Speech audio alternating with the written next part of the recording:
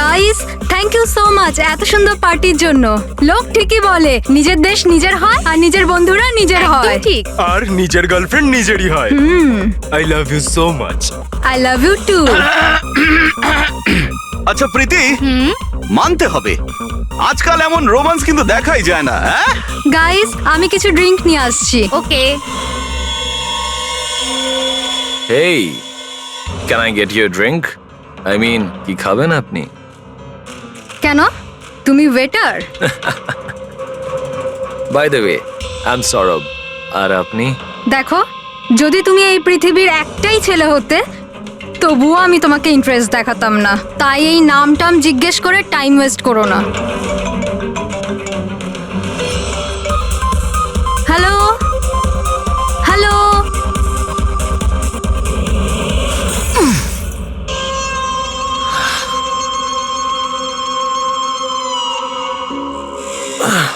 Hello hello, শুনতে পাচ্ছি না, জোরে বল। আরে কিচ্ছু শুনতে পাচ্ছি না। আরে এখানে নেটওয়ার্কও নেই। Hello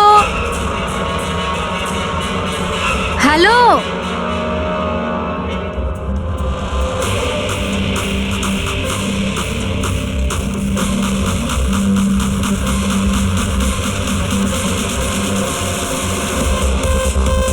can you hear me? Tanisha, network কি করে চলে গেল?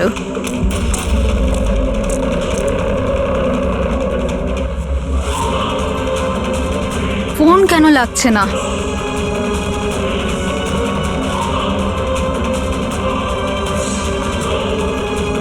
হ্যালো আয়েশা, আয়েশা তুই আমার কথা শুনতে পাচ্ছিস?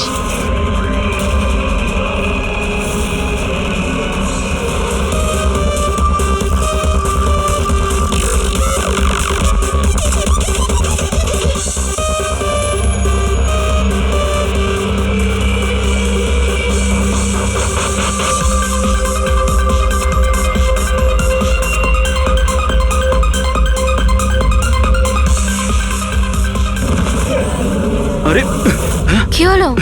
কি? আয়েশা!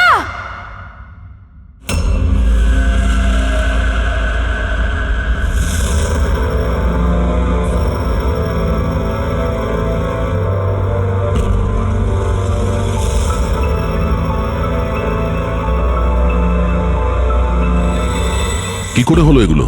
হ্যাঁ, জানি না স্যার এসব কি করে হলো। ও কল অ্যাটেন্ড করার জন্য বাইরে গেছে, আর যখন ফিরলো তখন। তুমি ছাড়া আর কে কে বন্ধু আছে আয়েশার এখানে?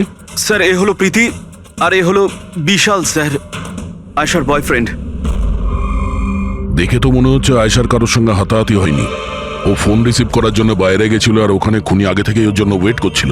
তার মানে স্যার খুনি এসব প্ল্যান করে করেছে? না পঙ্কজ, এটা তো প্ল্যান মার্ডার মনে হচ্ছে না। যদি প্ল্যান মার্ডারই হতো তাহলে ও অন্য কোনো হাতিয়ার ইউজ করতো, কাঁচের ইউজ করতো না। তার মানে হঠাৎ কেউ একজন হয়তো খুব রেগে যায় আয়েশার উপর আর তারপর মেরে দেয়।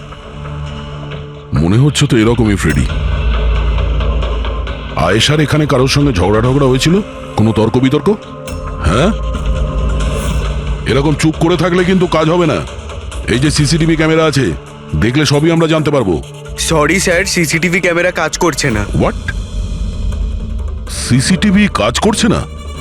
এত গাফিলতি? স্যার ওই কাল শেষের গানটার কারণে ধোয়ার জন্য হয়তো কোনো টেকনিক্যাল ফল্ট দেখা গেছে। আমি তাড়াতাড়ি ঠিক করব। তুমি তো তখন ঠিক করাবে যখন তোমার ক্লাব আবার খুলবে। কেস সলভ না হওয়া পর্যন্ত তোমাদের ক্লাব বন্ধ। স্যার আমার মনে হচ্ছে এই খুন সৌরভ করেছে। বড় লোকের বিগড়ে যাওয়া ছেলে। Hey, can I get you a drink? I mean, কি খাবেন আপনি? কেন? তুমি ওয়েটার? By the way, আমি সৌরভ। আর আপনি? দেখো, যদি তুমি এই পৃথিবীর একটাই ছেলে হতে তবুও আমি তোমাকে ইন্টারেস্ট দেখাতাম না। তাই এই নামটাম জিজ্ঞেস করে টাইম ওয়েস্ট করো না।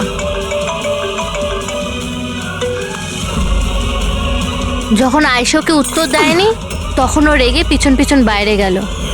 সৌরভ কোথায়?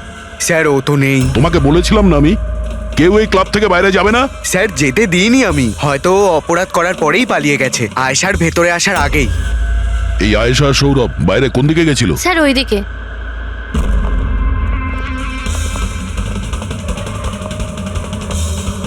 স্যার, রক্তের দাগ। তাহলে এখান থেকে আয়েশা ভেতরে গেছিল। আগে দেখি। স্যার দেখুন, এখানেও রক্তের দাগ। পঙ্কজ, ও নো, এত রক্ত! আর এই কাঁচের টুকরো, মনে হচ্ছে আয়েশার উপর হামলা এখানেই হয়েছে। স্যার, ও নো। আচ্ছা, এই সৌরভ নয় তো? এর পরিস্থিতি খুব খারাপ, অ্যাম্বুলেন্সকে ফোন করো। ক্লাবে এতগুলো লোকের মাঝখানে একটা মেয়ের খুন হয়ে গেল, বাউন্সারদের খুঁজে পাওয়া যাচ্ছে না, সিসিটিভি ক্যামেরা আছে কিন্তু কাজ করছে না। তার থেকেও বড় কথা, এখানে কেউ কিছু হতে দেখেনি।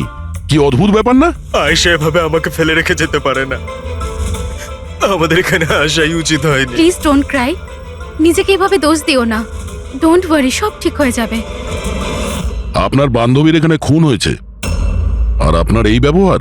হ্যাঁ, এতক্ষণ ধরে এখানে যা হয়েছে তাতে মনে হচ্ছে যে খুনি এখানে আয়েশাকে মারার উদ্দেশ্য তো এসেছিল না, রেডি হয়ে আসেনি। এখানেই ক্লাবে এমন কিছু হয়েছে যার জন্য ও রেগে গিয়েছিল, আর তাই ও আয়েশাকে খুন করে দিয়েছে, আর তার সাথে সৌরভের ওপরও হামলা করেছে। আমার মনে হচ্ছে যে ওই খুনি আপনাদের মধ্যে কেউ একজন। ফ্রেডি, পঙ্কজ, এখানে যত লোক আছে তাদের সবার ডিটেলস নাও। মাফ করবেন রাইমা, আমি নিজের দিক থেকে অনেক চেষ্টা করেছি, কিন্তু এখন এর থেকে বেশি সাহায্য আর করতে পারবো না। ইটস ওকে ডক্টর, আপনার যা করার ছিল আপনি সবকিছু করেছেন, আর আমরা এর বেশি আর কি করতে পারি?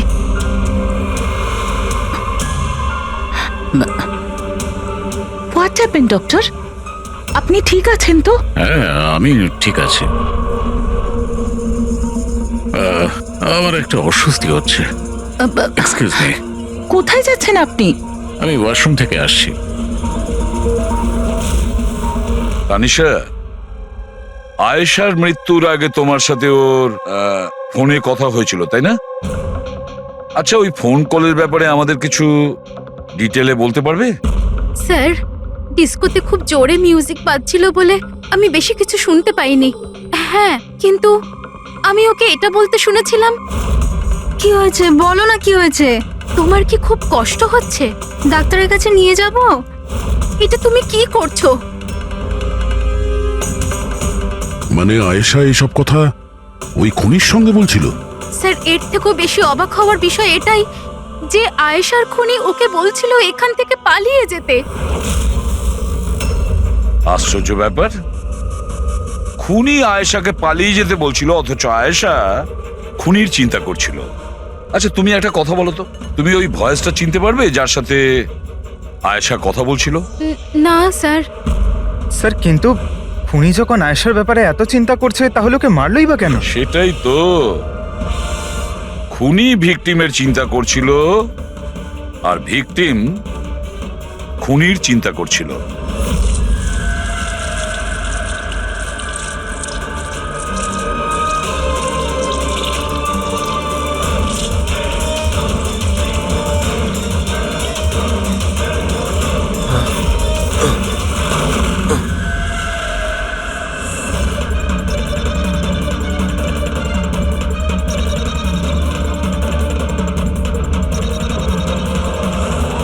গান?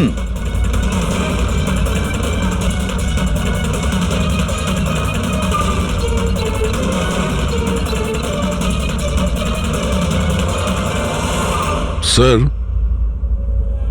ওর যেখানে গুলি লেগেছে সেটা ছাড়া ওর শরীরে আর কোথাও আঘাতের চিহ্ন নেই। মনে হচ্ছে খুনি হঠাৎ এখানে এসে ওর উপরে গুলি চালিয়ে দিয়েছে। এরকম হতেই পারে। এই দেখো, এখানেও রক্ত। একটা কথা বুঝতে পারছি না স্যার, খুনি গানটা এখানে ফেলে রেখে গেল কেন? ও তো নিজের সঙ্গে গানটাকে নিয়েও যেতে পারতো। সেটাই তো আশ্চর্য ব্যাপার যে খুনি এই গানটা এখানে এই ক্রাইম স্পটে কেন রেখে গেছে।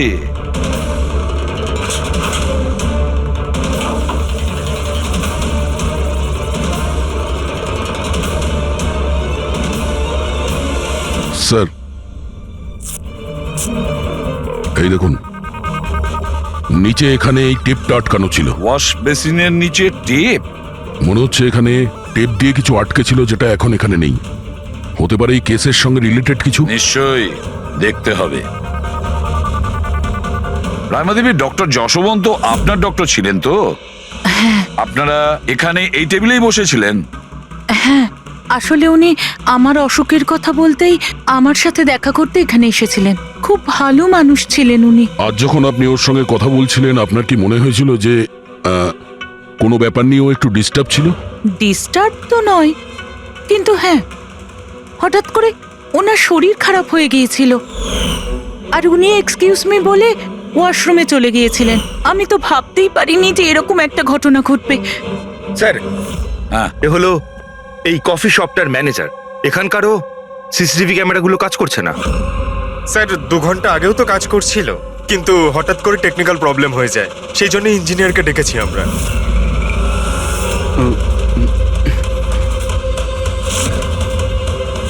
এই একটু দাঁড়াও, এখানে এসো। হ্যালো স্যার, কেমন আছেন? আমার অবস্থা ছাড়ো, নিজেরটা বলো। তোমরা দুজনে এখানে কি করছো? এমনি ঘুরতে এসেছিলাম। কফি শপে ঘুরতে এসেছিলে? কাল রাত্রে তোমার বান্ধবীর খুন হয়ে গেছে, তোমার দ্বিতীয় বন্ধুর কেঁদে কেঁদে অবস্থা খারাপ, আর তোমরা দুজনে এখানে এই কফি শপে আড্ডা মারতে এসছো? এখানেও একটা খুন হয়েছে। বিষয়টা কাকতালীয়, তাই না? সত্যি কাকতালীয়ই বটে, কারণ আমরা তো জানি না ডক্টর যশবন্ত কে। হ্যালো, ওকে বিউরোতে নিয়ে এসো। ওকে ওকে ওকে ওকে ওকে, থ্যাংক ইউ ভেরি মাচ। কি জানিস পঙ্কজ, অনেক লোক ছিল এই ডিস্কোটায় যখন আয়েশা খুন হয়, আর এক একজনের ফোন ট্র্যাক করে এইটা জানার জন্য যে মার্ডারের সময় আয়েশার আশেপাশে কেউ ছিল না। তো এই আমার তো চোখ ব্যথা করতে শুরু করেছে।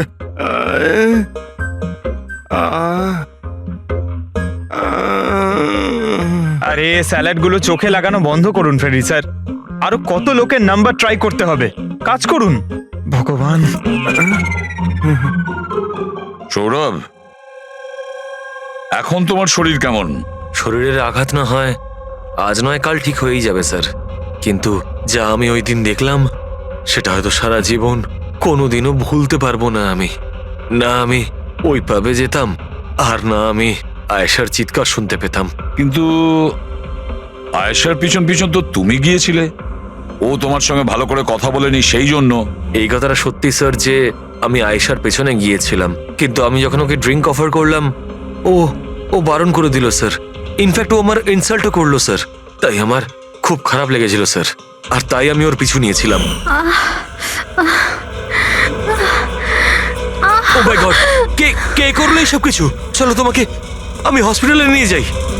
হেই হেই দাঁড়াও, আরে দাঁড়াও। আর তারপরে? স্যার আমার এখনো মনে আছে যখন আমি ওর রিস্টটা ধরেছিলাম স্যার, সেটা একেবারে নর্মাল ছিল না, ওটা নর্মাল মানুষদের রিস্ট ছিলই না। আমার খুব অদ্ভুত ফিল হয়েছিল স্যার।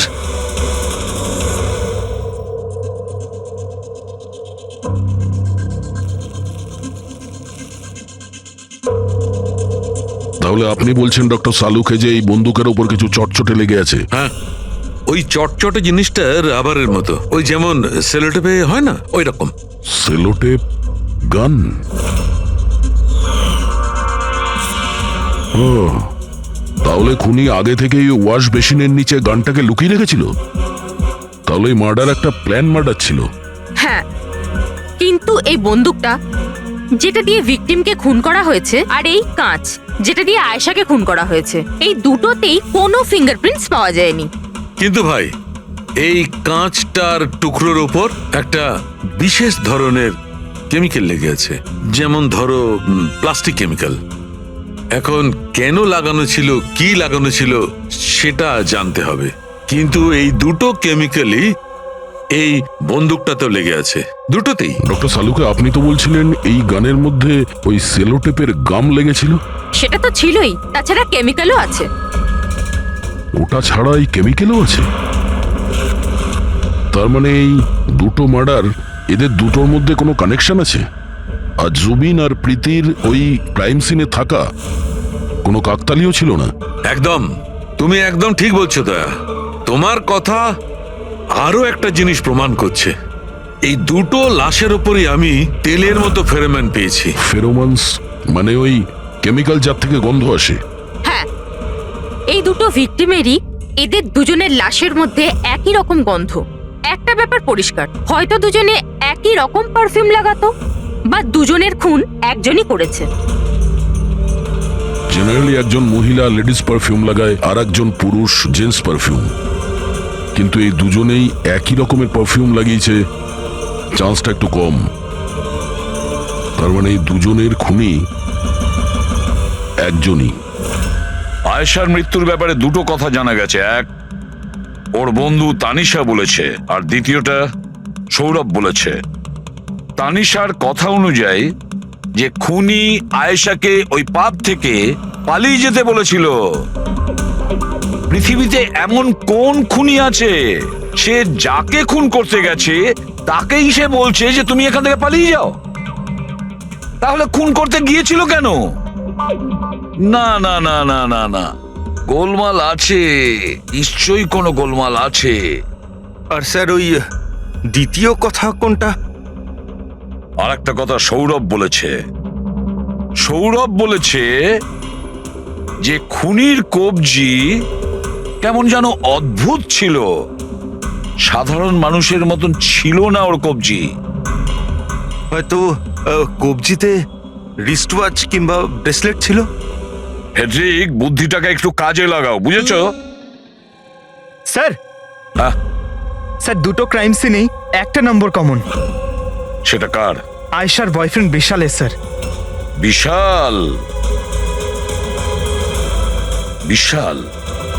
এই বিশালকে তো কফি শপে দেখাই যায়নি, তাহলে কফি শপে গেল কখন?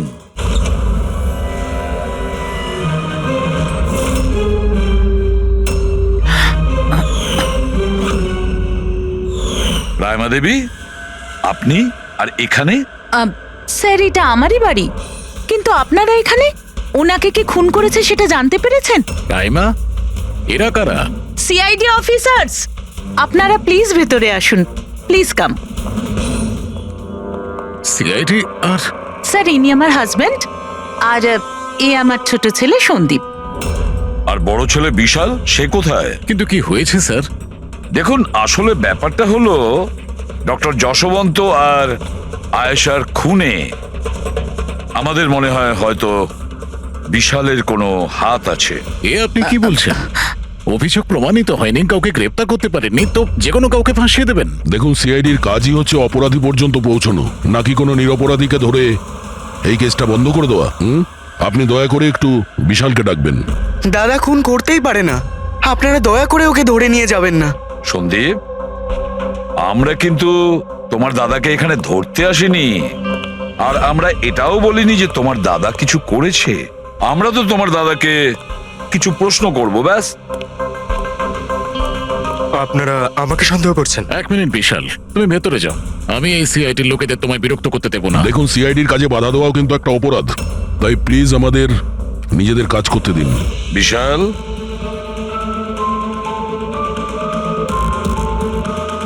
ডক্টর যশবন্ত খুন হয়েছেন ওই ক্যাফেতে, আর তুমি সেই মুহূর্তে ওই ক্যাফেতে ছিলে। কেন, কিসের জন্য গিয়েছিলে ওখানে তুমি? স্যার, আমি তো ওখানে জুবেইন আর প্রীতির সাথে দেখা করতে গেছিলাম। আমি জানতাম না যে আঙ্কেল ওখানে হঠাৎ মায়ের সাথে দেখা করতে আসবেন। আয়েশার সাথে তোমার ঝগড়া চলছিল না? আমি ভীষণ কষ্ট পেয়েছি স্যার ও মারা যাওয়ার পর। আমি জানি না ওকে ছাড়া আমার বাকি জীবন কিভাবে কাটাবো। আমি কিছুদিন একা থাকতে চাই। ঠিক আছে, তুমি গিয়ে রেস্ট নাও। হ্যাঁ, এরপরে কিন্তু দেরি করা যাবে না। আরে আপনারা আবার এখানেও? মাঝে মাঝে নিজের বাড়িতে যান নাকি? সবসময় বিশালের আশেপাশে ঘোরাফেরা করছেন? না স্যার, এমন কোনো কথা নয়। অ্যাকচুয়ালি ও খুব হতাশ হয়ে থাকে, ভাবলাম ওর সাথে থাকলে ভালো হয়। খুব গভীর বন্ধুত্ব, হ্যাঁ? জুবিন, প্রীতি, বিশাল, কড়া নজর রাখতে হবে এই তিনজনের ওপর।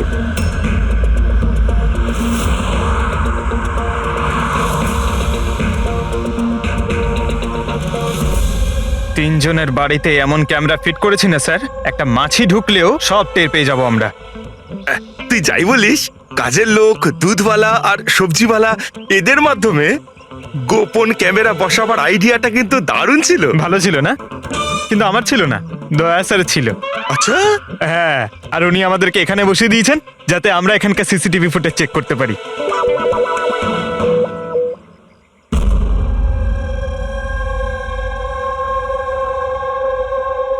আরে বস, বস একটা বড় সূত্র হাতে এসেছে যেটা এই কেসটার সলভ করতে সাহায্য করবে। সেটা কখন বলবে? আরে বলছি তো। আরে তাহলে বলো তাড়াতাড়ি। আরে ভাই, নিঃশ্বাস তো নিতে দাও। তোমার মনে আছে ওই যে ভাঙা কাঁচের টুকরোটায় আমি প্লাস্টিক কেমিক্যাল পেয়েছিলাম? হ্যাঁ ডক্টর সালুকে, কি ওই কেমিক্যালটা? ওটা হচ্ছে গ্রাফিন, যেটা নকল চামড়া, আর্টিফিশিয়াল স্কিন বানানোর কাজে লাগে। আর্টিফিশিয়াল স্কিন, অস্থেটিক স্কিন, অস্থেটিক স্কিন, অস্থেটিক। দয়া, মনে আছে সৌরভ কি বলেছিল? যে খুনির হাতের ওপর ও অদ্ভুত কিছু দেখেছিল। Aesthetic skin, aesthetic arm. তাহলে কি এই খুন কোনো রোবটের মাধ্যমে হয়েছে? মানে খুনির ওইভাবে সাহায্য চাওয়া এটা তো নয় যে এই খুনটা আনইনটেনশনালি হয়েছে, না চাইতে? না দয়া, অনিচ্ছাকৃত খুন এভাবে হতে পারে না। আর রইল কথা রোবোটিক আর্মের। এই রোবোটিক আর্ম তো কারোর কথা মতোই চলতে পারে, তাই না? আচ্ছা সালুখে, এমন কোনো লোক আছে যে এই রোবোটিক আর্ম বলো, অস্থেটিক আর্ম বলো বা রোবোটিক আর্ম বলো, এই সব কিছুর ব্যাপারে খুব ভালো রকম দখল আছে? হ্যাঁ আছে তো, ডক্টর জাসমিন। তাহলে দেখা করা যাক ওই ডক্টরের সঙ্গে।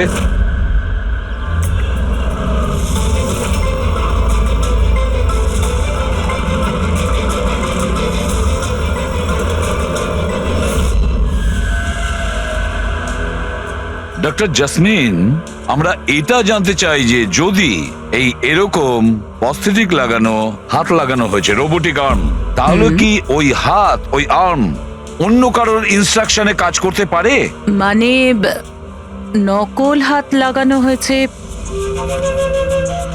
একে, কিন্তু এই হাত দিয়ে কি কাজ করাতে হবে তার কন্ট্রোল এর কাছে নেই, বিয়ের কাছে আছে, তাই তো? কারণ আমাদের সন্দেহ হচ্ছে যে খুন নিজের ইচ্ছায় করছে না, কেউ ওকে দিয়ে করাচ্ছে।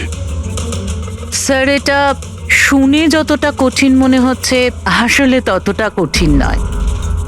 হ্যালো, দামিনীকে একটু ভেতরে পাঠাও। হ্যাঁ, সেই রুগীটাই যার কাল টেস্ট হয়েছিল। রুগী?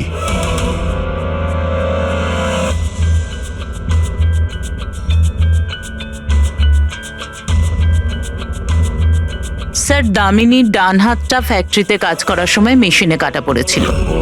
হ্যাঁ স্যার, মেশিনে আমার হাত ঢুকে গিয়েছিল। তাই জন্য ওকে নকল হাত লাগিয়েছি, যার কন্ট্রোল মানুষের ব্রেনের দ্বারা হয়। একটা নকল হাত মানুষের মাথা দিয়ে কাজ করছে কি করে?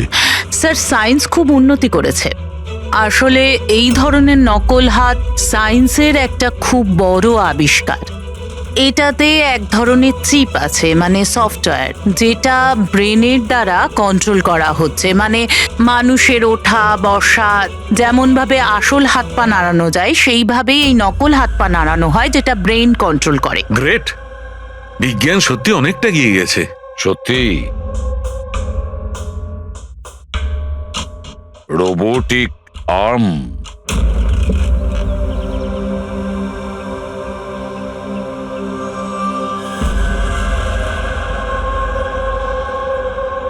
বাই। ওরা ওখানে হাত করছে আর আমরা এখানে গাড়িতে বসে আছি।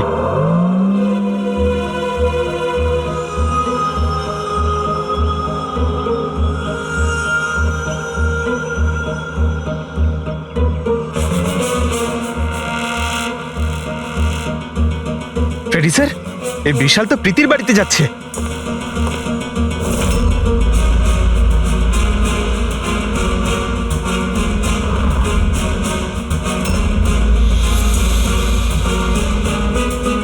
বিশাল, তুমি টেনশন করো না, কেউ কিচ্ছু জানতে পারবে না। আমরা কোনো না কোনো উপায় ঠিক বের করব, ওকে? এ নাও কফি খাও।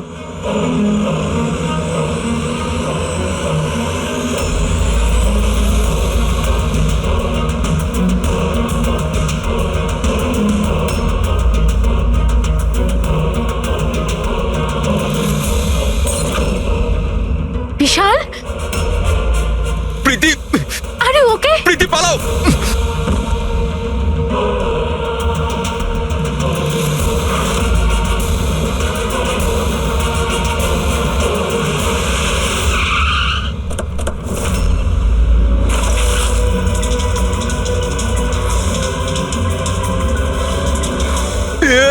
বিশাল, না বিশাল ছাড়ো।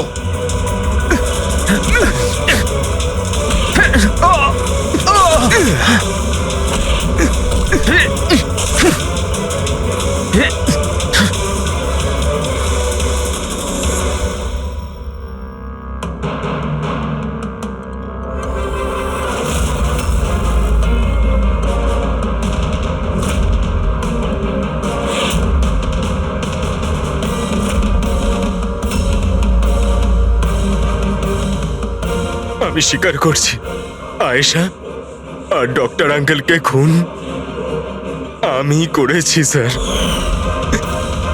তুমি এখানে কি করছো? কি হলো? কি হচ্ছে এটা? আমি বুঝতে পারছি না কি হচ্ছে আমার হাতে। কিছু Stop! প্রবলেম? কি হচ্ছে বলছো না কেন কিছু? ডাক্তারের কাছে নিয়ে যাব? এটা কি করছো? এটা কি করছো? আয়েশা পালাও এখান থেকে, পালাও! আমি বলছি তোমাকে পালাও, আয়েশা!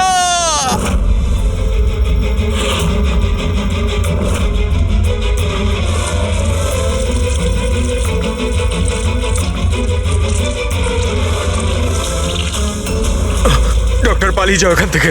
কি করছো এগুলো? আমি কি করব স্যার? আমার নিজের হাতের উপরে কোনো কন্ট্রোল নেই। কি? তোমার হাত তোমার কন্ট্রোলে থাকে না? এর মানেটা কি? জানি না, হঠাৎ করে মাঝে মাঝে কি হয়ে যায়। সেই কারণে তুমি আয়েশাকে ওখান থেকে চলে যেতে বলেছিলে? হ্যাঁ স্যার, আমি আয়েশাকে ওখান থেকে পালাতে বলেছিলাম। আয়েশা পালাও এখান থেকে, পালাও!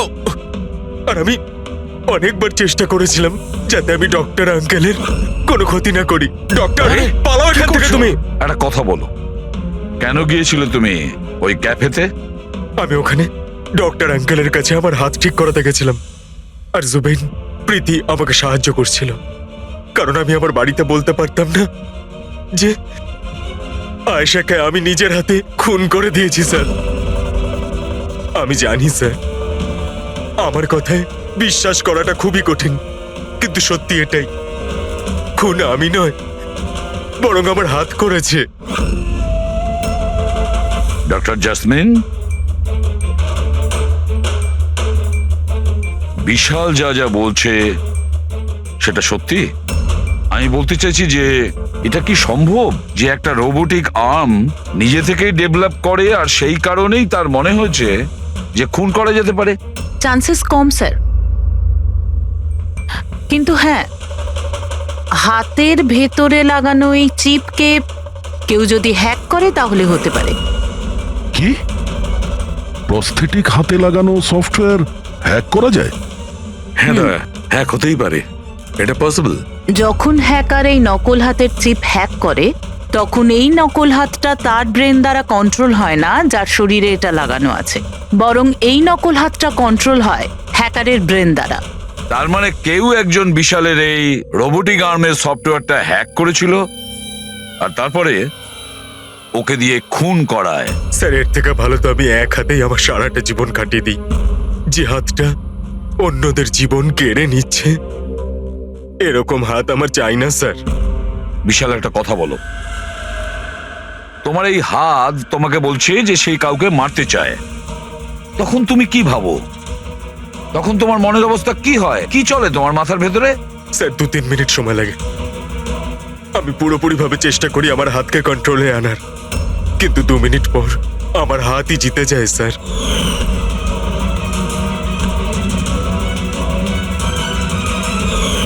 চিন্তা করো না, এবার আমরা তোমার এই রোবোটিক আর্মের ভেতরে একটা ট্রান্সমিটার ফিট করব, আর যার থেকে আমরা জানতে পারবো যে ও কাউকে মারতে চায় বা হয়তো কারোর থেকে ইনফরমেশন পাচ্ছে যে তুমি গিয়ে খুন করো, সেটাও আমরা জানতে পারবো। আচ্ছা বিশাল, একটা কথা বলো, তোমার আসল হাত হারালে কি করে?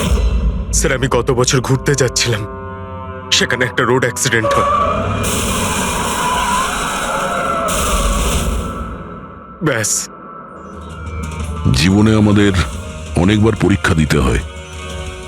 স্যার আমার পরীক্ষা তো শেষ হওয়ার নামই নিচ্ছে না। যখন নকল হাত নিয়ে সারাটা জীবন কাটাবো ভেবে নিলাম, তখন এই হাতটাই আমার জীবন শেষ করে দিচ্ছে স্যার। বিশাল, আমরা তোমাকে কথা দিচ্ছি, না তো তোমার একটা হাত দিয়ে জীবন কাটাতে হবে, আর না তো ওই আসল অপরাধী স্বাধীনভাবে ঘুরতে পারবে।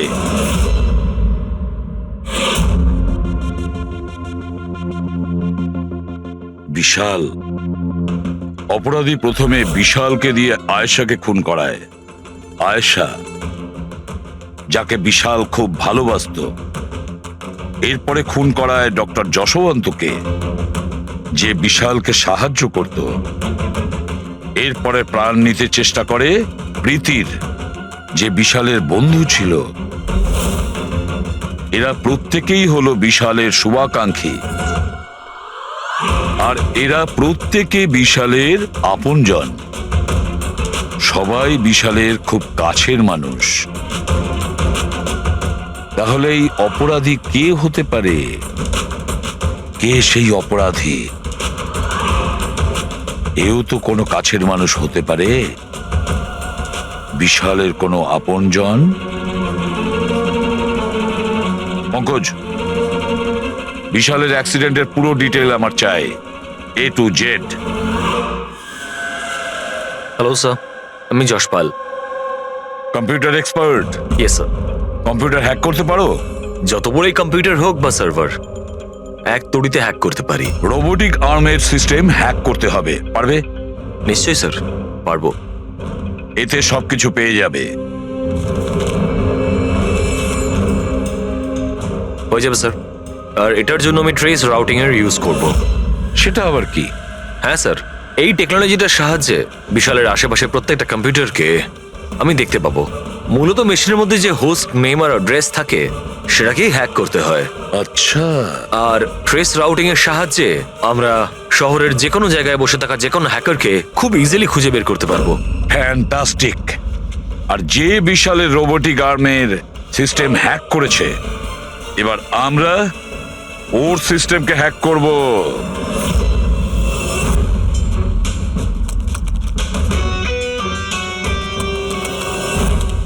এই দেখুন স্যার, এই সময় বিশালের আশেপাশে এই সবকটা কম্পিউটার অ্যাক্টিভ রয়েছে, আর এর মধ্যে হয়তো কোনো একটাই ওই হ্যাকারের। শুধু একবার জানতে পেরে যাই ওই কম্পিউটারটা কোনটা, তাহলেই কাজটা সহজ হয়ে যাবে। যশপাল, তাড়াতাড়ি করো, আমাদের হাতে সময় কম। বিশাল আজকে আমাকে বাড়িতে কেন ডাকলো? আঙ্কেল আন্টিও নেই, জানি না কি ব্যাপার।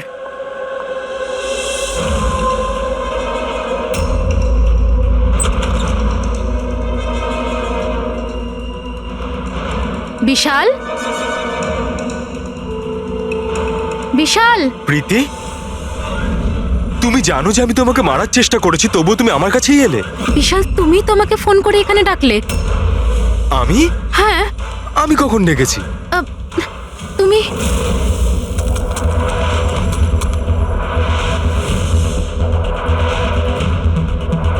No.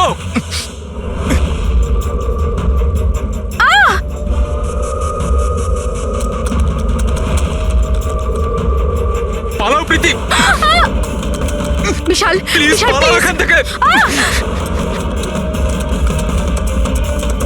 Vishal please, Vishal Vishal please.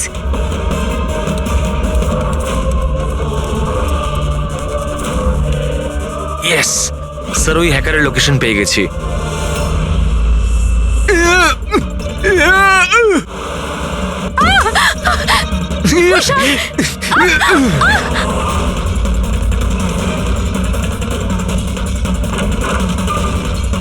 Sir আপনি এখানে কি করছেন?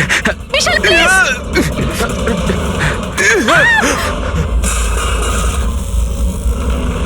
অনেক হয়েছে হ্যাকিং।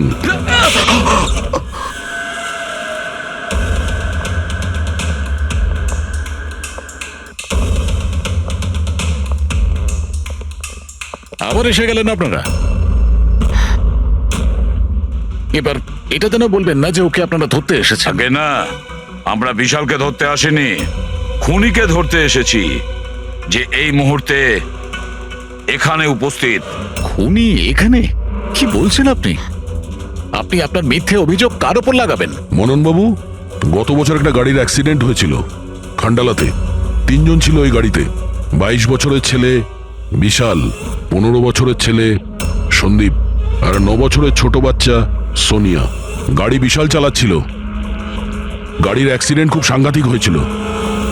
বাচ্চা মেয়ে সোনিয়া স্পট ডেড হয়ে গেছিল। আর আর সন্দীপ প্যারালাইজড হয়ে গেছিল। ও এখনো চলতে পারে না। এসব আপনি কি করে জানলেন আঙ্কেল? ওই অ্যাক্সিডেন্টে সব থেকে কম আঘাত লেগেছে বিশালের, তবে যে আঘাতটা লেগেছে সেটাও কম নয়। বিশালের নিজের হাতটা হারাতে হয়েছে। আর তাছাড়া বিশাল আপনার সৎ ছেলে, তাই না? স্যার, বিশাল আমার কাছে নিজের সন্তানের মতোই। আমি আপনাকে রিকোয়েস্ট করছি, আপনি বিশালকে আমার সৎ ছেলে বলবেন না। আই এম সরি মদন বাবু, যদি সব বাবা আপনার মতন ভাবতো তাহলে তো ভালোই হতো। যদি রায়মা দেবী এভাবে ভাবতেন। কি রায়মা দেবী?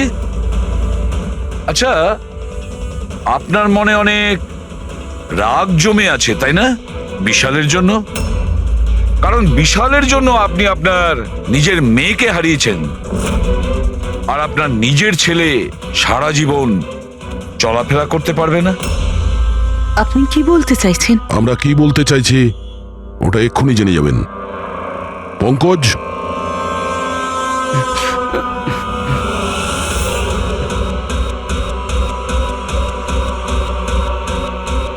সরি আন্টি,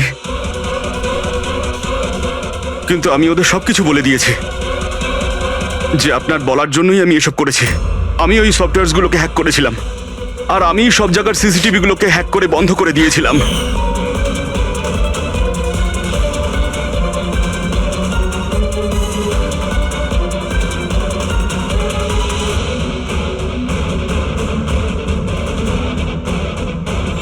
বিশালের থেকে প্রতিশোধ নেওয়ার জন্য আমি ওর গার্লফ্রেন্ডকে মেরেছিলাম। তারপরে ওই ডক্টরকে, যে বিশালকে হেল্প করতো। তারপর প্রীতির উপরে আক্রমণ। এসব করার জন্য আন্টি আমাকে অনেকগুলো টাকা দিয়েছিলেন। তুমি যে এতটা নিচে নেমে যাবে আমি ভাবতেও পারিনি। ঠিক আছে, সত্যিটা যখন আপনাদের সামনে এসেই গেছে, তখন আমি আপনাদের সবাইকে এটাও বলছি যে আমি তোমাকে মারার পর ওকেও মারতে চেয়েছিলাম। কারণ যেভাবে আমার আপনজনেরা কষ্ট পেয়েছে, আমিও চেয়েছিলাম বিশাল সেই কষ্টই পাক, ততটা যন্ত্রণা ওরও হোক। ওটা অ্যাক্সিডেন্ট ছিল, একটা ভুল। ভুল? তোমার একটা ভুলের জন্য আমার সারা জীবন অন্ধকার হয়ে গেছে। তুমি রাশ ড্রাইভিং করেছিলে, আর শাস্তি কারা পেল? আমি আর আমার সন্তানেরা। মা, আমি তোমাকে শুধু নিজের মা নয়, ভগবান ভেবেছিলাম। যদি আমাকে শাস্তি দিয়েই তুমি শান্তি পেতে, তাহলে আমাকে অন্তত একবার বলতে পারতে। হাসি মুখে আমি জীবন দিয়ে দিতাম। আমি তোমার জীবনটা চাইনি, আমি তো তোমাকে বাঁচিয়ে রেখে কষ্ট দিতে চেয়েছিলাম। আর আপনারা সবাই আমাকে দোষ দিতে পারেন না, কারণ আমি যা করেছি সেটা আমার মায়ের মমতার জন্য করেছি। রায়মা দেবী, মা শব্দের অর্থ আপনি জানেন না, সেজন্যই আপনি এত বড় অপরাধ করেছেন। আরে মা তো সেই হয় যে শুধু নিজের নয়, অন্যের সন্তানকেও স্নেহ ভালোবাসা দিয়ে আগলে রাখতে পারে। বিশাল হয়তো আপনার গর্ভের সন্তান নয়, কিন্তু মা বলে তো ও ডাকতো, ও আপনাদের পরিবারেরই একটা অংশ। কোনো মাই তার ছেলের ওপর এইভাবে প্রতিশোধ নিতে পারে না। হ্যাঁ, সেটাও এত ঘৃণ্য। দুটো লোকের প্রাণ নিয়েছেন। না রায়মা দেবী, আপনি বড় ভুল করেছেন, বিশাল ভুল করেছেন। আদালত আপনাকে কোনোদিন ক্ষমা করবে না, কোনোদিন ক্ষমা করবে না। কঠোরতম শাস্তি হবে আপনার।